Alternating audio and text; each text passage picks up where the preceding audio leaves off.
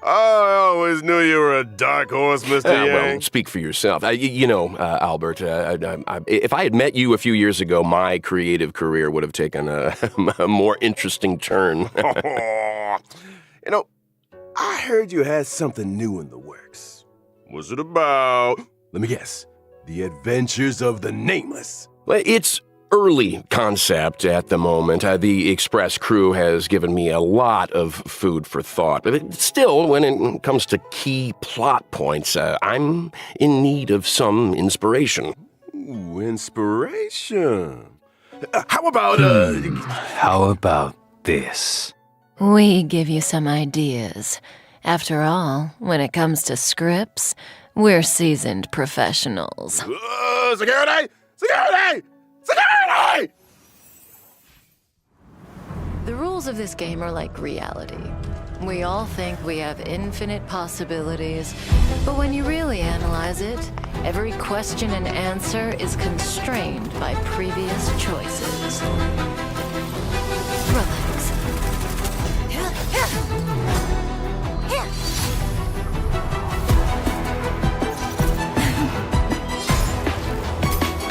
Time to say bye.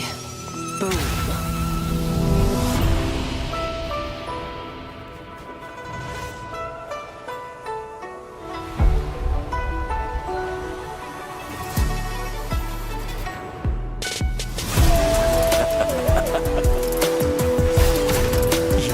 Another knave in face can blot out the sin of your past.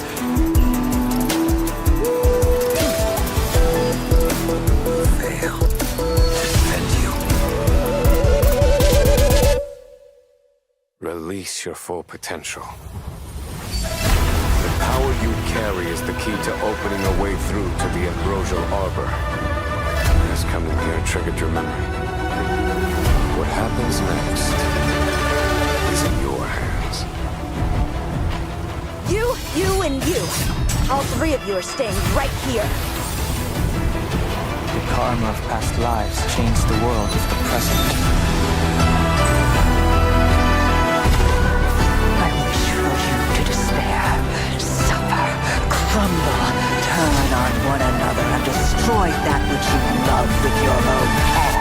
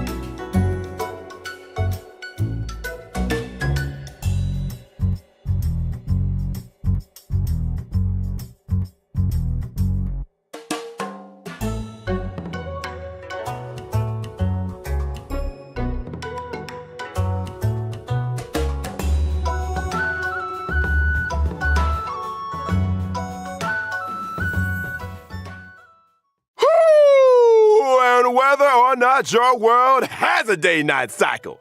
Good morning, good afternoon, and good evening.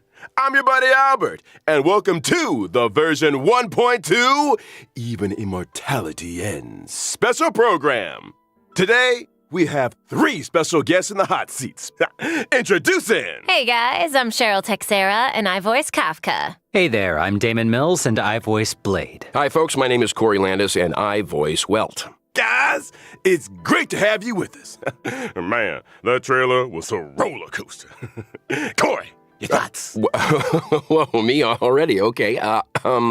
It looked like various factions were getting ready for battle. I think we're one move away from a serious showdown here. Agreed.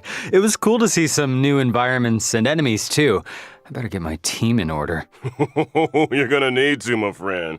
In version 1.2, the Xianzhou Lao Fu will face a setback that threatens the fate of the whole alliance. The Trailblazer will need to pass through various delves and arrive at the location of the sealed Ambrosial Arbor, where a decisive battle with the one responsible for the Stellaron disaster awaits. Not to mention, Dan Heng finally gets reunited with the Astral Express crew. Dan Heng's journey has been longer than most could imagine. Care to elaborate, Damon? I didn't say anything. Come on, guys. You're trying to get me fired here. Editors, you can cut that bit out. What was I gonna say? Oh, right. The story left off on a bit of a cliffhanger last time. It sure did. I mean, why did Jing Yuan deploy those forces? Who is he trying to catch? And what about the Stellaron hunters? Where did they go after escaping? Well, who says they went anywhere? Cut that out, too. I'm sure all these questions will be answered in the upcoming story. Now, aside from Trailblaze mission updates, version 1.2 will see new characters coming to the warp. First on the scene, Blade.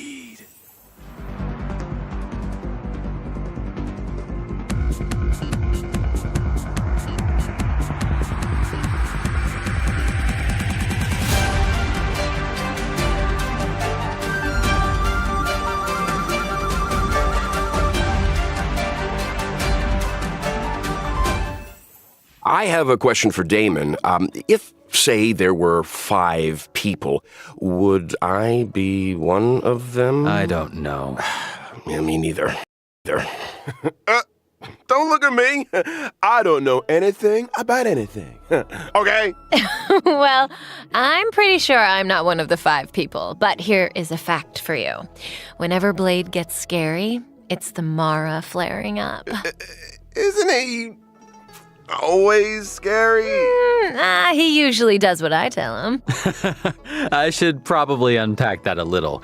Blade relies on Kafka's spirit whisper to suppress the Mara inside him. Yeah, that's what I meant to say. You know, most of the time, Bladey's a nice, quiet boy. Totally. He's not a strong communicator, that's for sure. I'm pretty sure half my recording sessions have focused on 2 sounds. Number 1, Number 2, I can believe that. It's strange that a lone wolf like him would want to team up with the Stellaron hunters. Unless Kafka's spirit whispered him into it?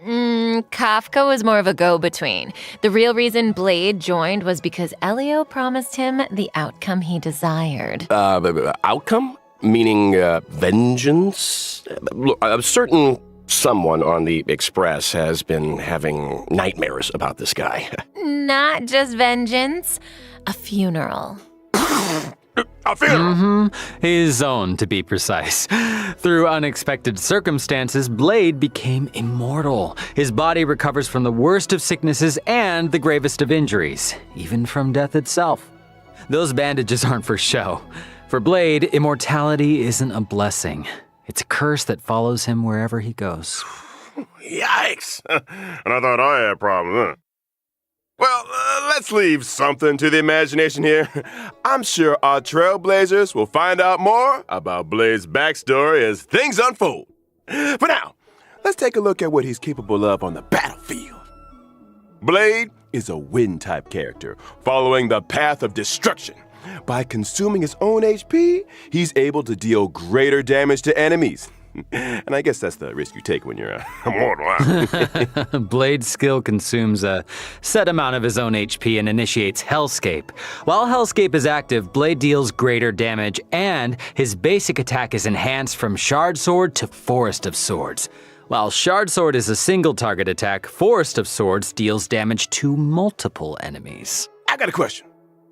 Can Blade still use his skill if his HP isn't enough to cover the set amount?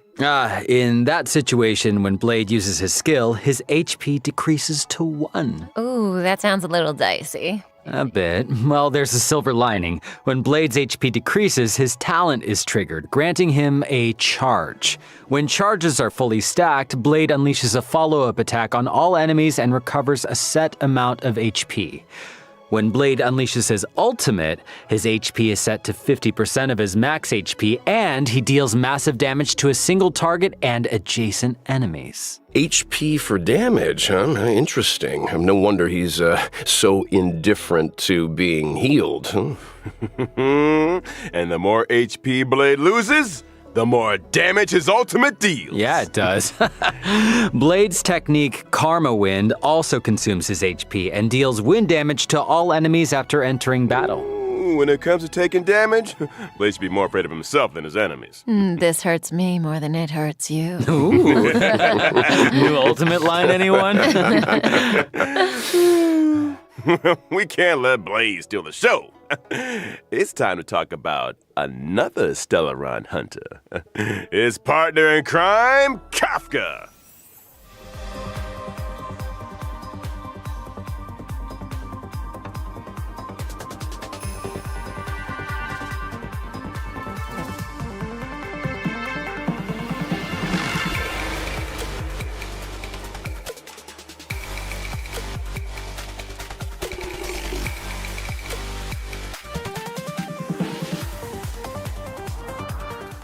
Kafka's a familiar face at this point in the story. She was the first person the Trailblazer set eyes on, and meaning Kafka must have been there for the Trailblazer's first words, the first step. No wonder so many players are calling her. Okay. I don't think that's gonna get past the editors there, Albert. Look, what I am interested in is this.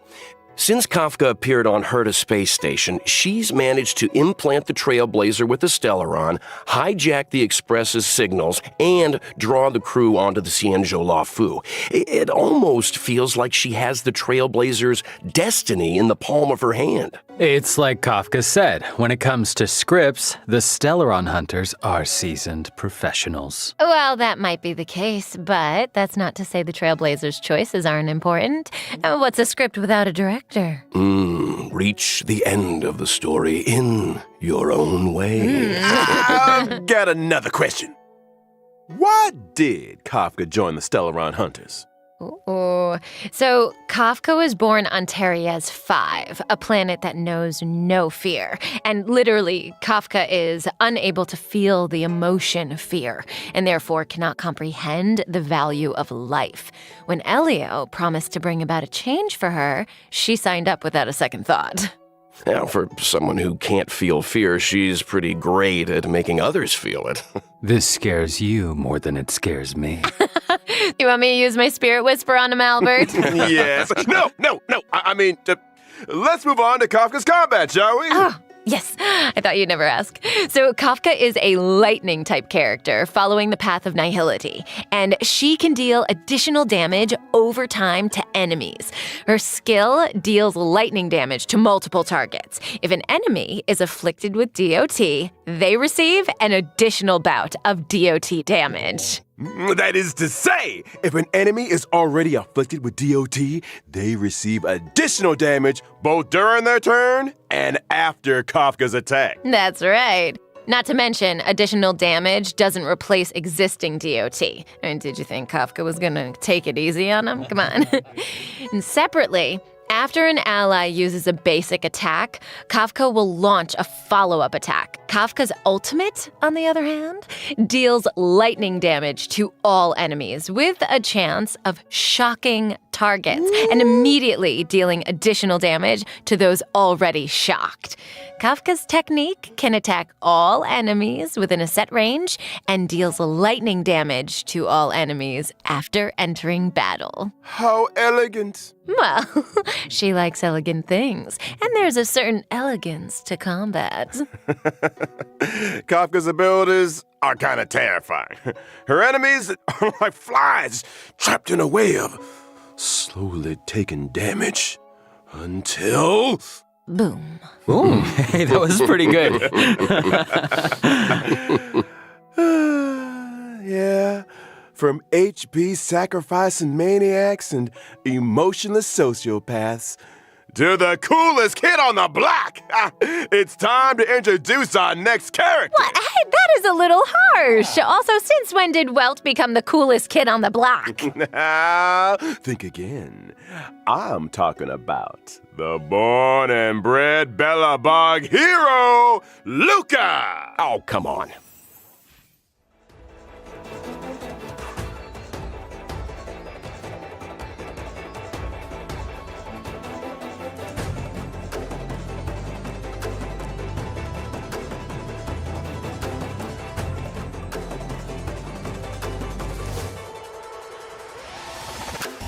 So that's the guy on the light cone. He looks a little different on the light cone. Luca is an underworld fighter that goes by the moniker Luca Strongarm. He's a member of Wildfire and apprentice to Oleg. Wait, doesn't the underworld have a fight club? I guess that must be where Luca spends his time. Oh, you better believe it. In fact, he's the Fight Club champion, and not only that, he's also a reliable operations consultant for the moles. So he's with the moles, huh? Does Luca know he's a member? Probably. The kids of the underworld look up to Luca in a big way. And the reason he fights is to set a good example of dedication and discipline. And speaking of fighting, let's take a look at him in action. Luca is a physical type character following the path of nihility. After multiple attacks, he's able to launch an enhanced basic attack. His skill deals physical damage to a single target and has a chance of inflicting bleed. And during battle, Luca can obtain Fighting Will through a variety of attacks. When Fighting Will reaches a certain number of stacks, Luca's basic attack is enhanced. His enhanced basic attack deals 4 hits of damage, with the final hit dealing additional damage to enemies currently inflicted with bleed. Kids today, no respect. When Luca unleashes his ultimate, in addition to dealing damage, he also obtains Fighting Will, and there's a chance of increasing the target's damage received for a set number of turns. Woo! And when your opponent's fist is the same size as your head, it's time to throw in the towel. Yeah, it's the power of those punches that scares me. I'm sure having a robotic arm is also a big help, but I think Luca's strength lies in his love of the sport. Oh, and I almost forgot. When using his technique during exploration, Luca obtains Fighting Will after entering battle. Jeez! Does this guy ever take a break? Well, it was great to start off the program with a character deep dive. Next up, it looks like we've got 2 brand new 5-star light cones coming to the warp in version 1.2. Let's start with a Path of Destruction light cone, the unreachable side. Oh, okay.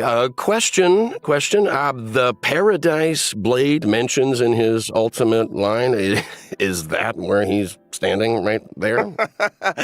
I don't know what paradise means to you, Corey, but a barren sword-filled wasteland isn't my idea of a vacation. Speak for yourself. Here's a fun fact. Each of those swords had an owner, and Blade was the last one to see them alive. Oh, whoa! So he killed them for their swords. Only a brutal, calculated, jealous mind could do something like that. Stop! The maniac and sociopath segment is over. Moving swiftly onto a 5-star Path of Nihility light cone. Patience is all you need. Here we see our resident sociopath again. Okay. Well, looks like Kafka's waiting for the main course to arrive there, huh? What do you think's on the menu? You want to guess? What are you looking at me for? Come on, nobody eats out, right? During the first phase of version 1.2 in the character warp, Lost Soul, Trailblazers can obtain the limited 5-star character Blade.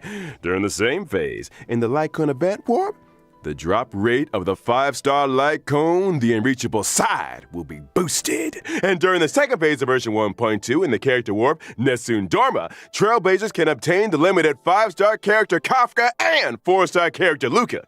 And during the same phase, in the light cone event warp, the drop rate of the 5-star light cone, patience is all you need, will be boosted. And that's a wrap on banners. Whew, I need to lie down. Don't go anywhere, Trailblazers.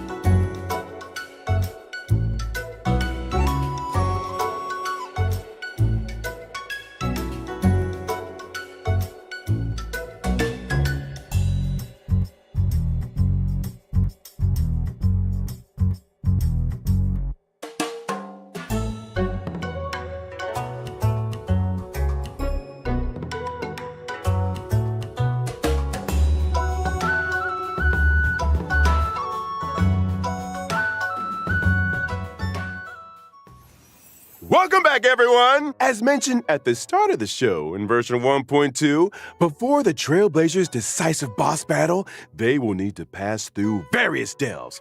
No surprise then? That 1.2 would unlock 2 new areas, the Alchemy Commission and Scale Gorge Waterscape. Now, the Alchemy Commission, is that where the Xianzhou makes its medicines, or...? Ooh, you got it! The Alchemy Commission is one of the 6 commissions of the Lafu. And, for no prize whatsoever, can anyone name all 6? Oh, yeah, let's see. The Alchemy Commission, the Divination Commission. The Skyfaring Commission, the Artisanship Commission, the Cloud Knights. Oh, shoot, what was that other one? Drum roll, please! The Realm Keeping Commission! Oh, that's right, that's right. The Alchemy Commission used to focus their efforts on the way of immortality, but these days, it's all about medical research and treating diseases. Now, the Trailblazer came face to face with some Alchemy Commission folks in Exalting Sanctum, but things seemed a little off. I don't want to create more work for the editors, but I have a theory that the reason why that... Adjacent to the Alchemy Commission lies Scale Gorge Waterscape, the realm of the videographer. He's just ignoring us now. We've got a lot to get through. Where was I? Oh, along with the Alchemy Commission and Scale Gorge Waterscape, come new puzzles. Seems like Trailblazers will face a lot of new challenges on the road to the Ambrosial Arbor. I can't wait. Oh, Albert, are you making Corey read off the teleprompter? Puzzles aren't the only new challenges Trailblazers will be facing in these areas. There are monsters afoot. First up, a creature of indomitable size and destructive power, the Malefic Ape. And next on the list, an entity rid of the burden of humanity that has remodeled itself in the way of immortality, the Ascended. And finally, Yen Qing? Why would the General's aides attack a Cloud Knight lieutenant? all will be revealed in the version 1.2 story. I think we skipped an enemy, Albert. You mentioned a boss lurking on the Xianzhou Law Fu. Care for a sneak peek? Oh, how could I forget?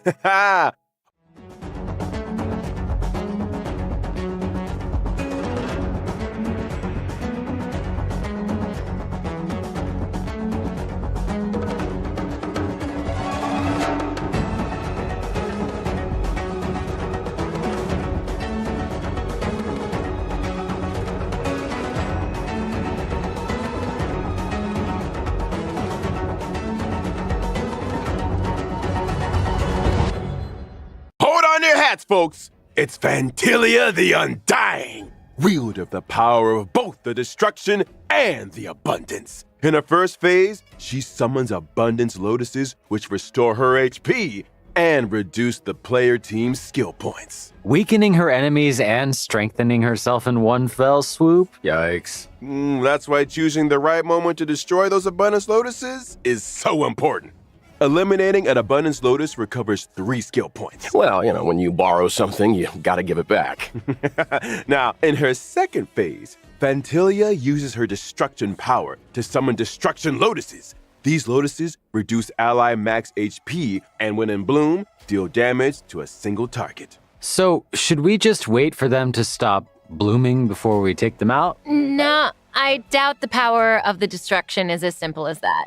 Oh, you're not wrong, Cheryl. When the Lotuses aren't in bloom, their toughness doesn't receive damage. As such, Trailblazers should seize the moment when the flowers are open to break their weakness. And finally, in the third phase, Fantilia goes golden. What terrible trick does she have up her sleeve? I'm afraid Trailblazers are going to have to wait to find out. I'm curious, where did Fantilia even come from? How come she can use the powers of the abundance and the destruction? I hate to be that guy again, but all will be revealed in the version 1.2 story. Is anyone here getting deja vu? Hey, I can't go spilling all the beans. When the main story combat draws to a close, Fantilia the Undying will join the Echo of War and drop the advanced trace materials required for Blade, Kafka, and Luca.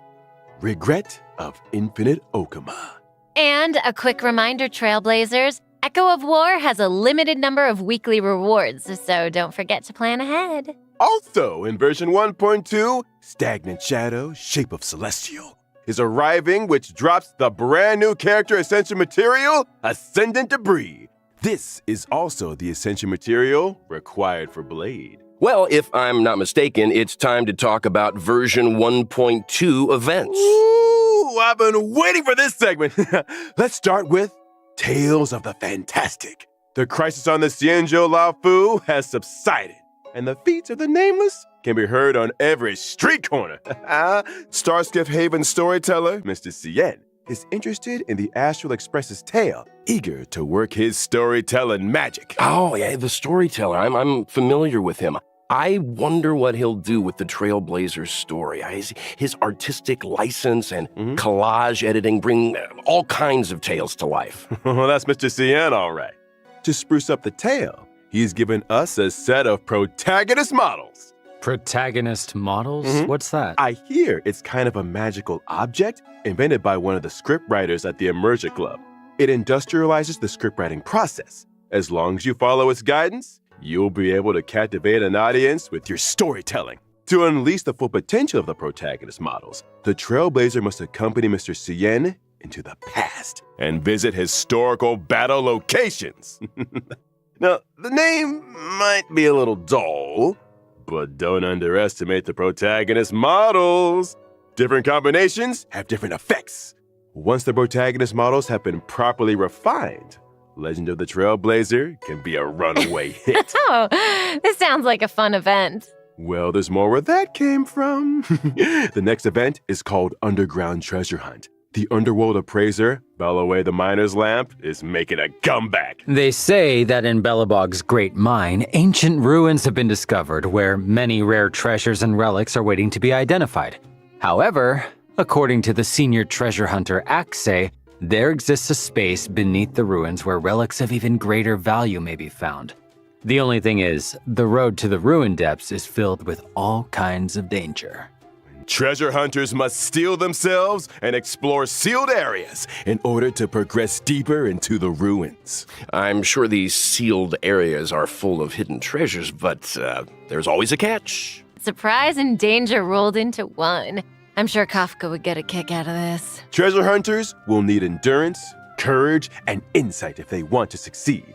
It's almost certain that the sealed areas will contain enemies, but supplementary items and keycards to other sealed areas are the secrets to progression. This is a solo mission, right? It sounds like a tough challenge to take on alone. Oh, they won't be alone. During exploration, treasure hunters can be sure to run into familiar faces. Let's hope that we're happy to see them. So do treasure hunters get any kind of special rewards? Of course! In the Underground Treasure Hunt event, aside from the usual Stellar Jade, treasure hunters can obtain the themed Where's the Rabbit chat box. Isn't the rabbit in the chat box? It's a treasure chest. What I'm trying to say is the theme of the chat box is called Where's the Rabbit? Okay. So the rabbit's in the treasure chest, right? In version 1.2, the message and chat box functions will be enabled for the first time. Trailblazers can obtain and swap between chat boxes. And I'm not just talking about the friend chat screen. I'm talking about the game's character interaction chat boxes too. Oh, I love the rabbit design. It seems like something Clara would like too. So cute. Yeah, so cute. Do you think Svarog could have designed it for Oh. her? Maybe? Interesting thought. Safe to say that chat boxes will continue to get updates. Trailblazers will be able to view and swap between those they already have, as well as view those they've yet to obtain. On to the next event. Where are you, Mystery Trotter? This really is the version of missing creatures, isn't it? The good news is, all of them can be found. Regan Abellabog has come across a new scientific research gadget. Homemade sensor number 223.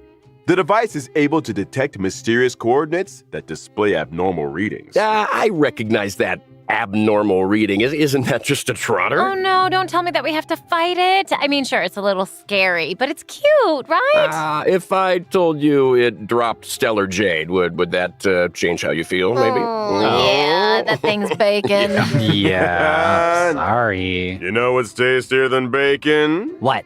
Forgotten Hall updates! In version 1.2, the brand new memories of Cienjo, the Voyage of Novice Strigger, will be arriving. Yeah, now we're talking. That's not all. After clearing the Forgotten Hall Memories of Cienjo Stage 1, Trailblazers can obtain the 4-star character Yukong. Cool. In addition to the Forgotten Hall, the simulated universe will also be receiving an update in the form of World 7. And the brand new planar ornaments, Rutilint Arena and Broken Keel, will be added to the World 7 immersion device. Wow. And the ride doesn't stop there either. In version 1.2's Planar Fissure event, Trailblazers that successfully challenge the simulated universe can obtain a set amount of double planar ornament rewards. Meanwhile, in the Alchemy Commission's Cavern of Corrosion, Trailblazers can obtain the brand new Cavern Relics, Longibus Disciple, and Messenger Traversing Hackerspace. Nice. And finally, in 1.2's Realm of the Strange event, players that successfully challenge the Cavern of Corrosion can obtain a set amount of double Cavern Relic rewards. Whew. And, I think we're gonna go pass out for a while. Over to you guys. No problem. We got you, buddy. We got you. In version 1.2, the 2 companion missions, Letter from a Strange Woman and For I Have Touched the Sky, will be arriving. In a letter from a strange woman, the Trailblazer will receive a request from Kafka. As for how the Trailblazer should respond, I only have one thing to say. When you have a chance to make a choice, make one that you know you won't regret. All will be revealed in version 1.2. Sorry. Isn't he supposed to be passed out? I think someone's playing sound bites. I should say a little something about the other companion mission. In For I Have Touched the Sky, an accident has occurred in Stargazer Navalia. When the Trailblazer investigates, they find a girl in trouble. Who could she be? And what secrets could Yukong be hiding? Thanks for watching Keep It Up with Star Rail. Hey, sound guy, a little early on that one. Before we bring things back to a close here, let's talk about the ever-popular reward events. Version 1.2 will see the return of the Gift of Odyssey check-in event. During the event, as long as Trailblazers log in for 7 days, doesn't have to be consecutive, they can acquire 10 Star Rail special passes. Yes! I love a chicken event! Yes! Let's do it! That's exciting. Can somebody get Corey some water, please?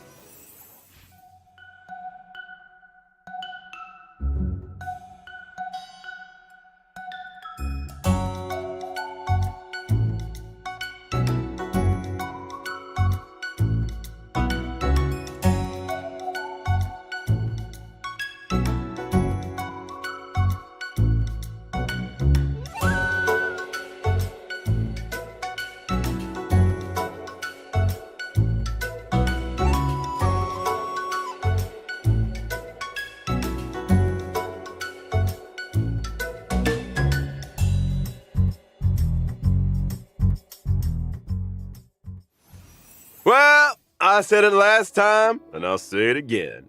Time flies when you're having fun. Another special program has come to an end.